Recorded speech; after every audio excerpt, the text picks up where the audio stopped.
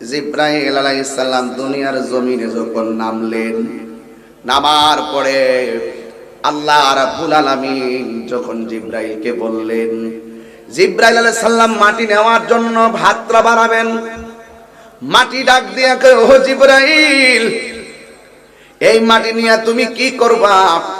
কয়, আল্লাহ রাব্বুল আলামিন এই মাটি দিয়ে প্রতিনিধি বানাইয়া দুনিয়ার জমিনে পাঠাবেন। মাটি ডাক দিয়া কয়, জিবরাইল, আমি মাটি দিতে পারবো না গো। কেন? এই জন্য, এই মাটি দিয়ে আল্লাহ প্রতিনিধি বানাইয়া দুনিয়াতে পাঠাবে, কিন্তু যুগে যুগে মানুষ আমি জমিনের বুকে খাইবে, ফিরবে, ঘুমাবে, আর আল্লাহর সঙ্গে নাফরমানি করবে। এমন নাফরমান বর্তমানে জমিনে আছে না নাই? কথা ফাইনাল।